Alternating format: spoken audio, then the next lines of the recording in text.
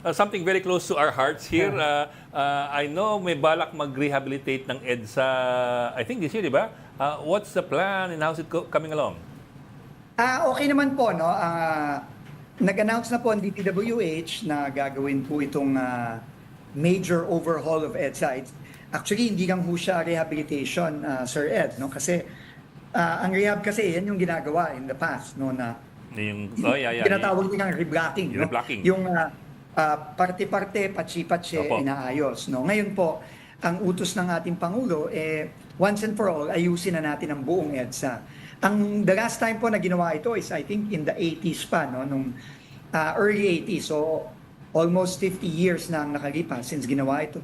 So nag-announce na po ang DPWH na sisimulan po ito pagkatapos ng eleksyon. Ito po ay gagawin lane by lane. Magsisimula po sa inner lanes, no? Both north and southbound. At ito po ay gagawin buuan na yan, no? Mula Monumento hanggang Pasay, no? Tuloy-tuloy po yan. Sir, inner no? lane, sir, meaning yung malapit sa island, no? Meaning yung malapit sa MRT. Opo, opo. Yung pong busway natin ngayon, yung busway carousel natin. So, ang mangyayari po, yung pong busway carousel natin, habang ginagawa ang inner lane, kung nasaan siya ngayon, iuusog po natin palabas, no? So, magiging dedicated po yung lane beside it, no? Habang ginagawa yung innermost lane ng EDSA and so on, no? Papalabas po at ang huling-huling gagawin ay yung outer lane, kasama na rin po yung pagsasaayos ng mga sidewalk natin sa EDSA, no? Para naman po safe para sa ating mga kababayan na maglakad sa EDSA, no? So yun po, no? It's really a massive project that I think sabi nga ng Pangulo natin, needs to be done na. Kahit na masakit siya sa una, pagka natapos naman po ito, napakalaking ginhawa at laking benepisyo. Marami pong gagawin ng MMDA na traffic management habang ginagawa ang EDSA.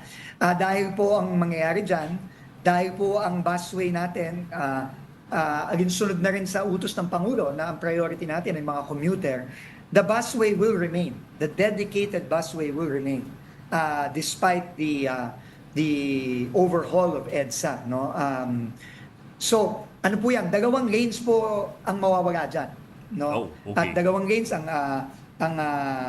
mababawas, no, para sa ating mga sasakyan.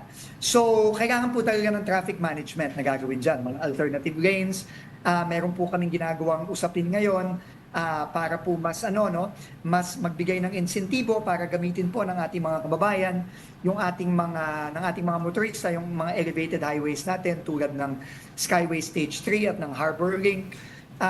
So marami pong mga pinag-iisipan, pero siguro po sa mga darating na linggo bago mag-eleksyon, i-anunsyo na po namin sa pamumuno ng DPWH yung lahat ng plano po dito sa gagawing EDSA overhaul in the coming months, no, starting this year.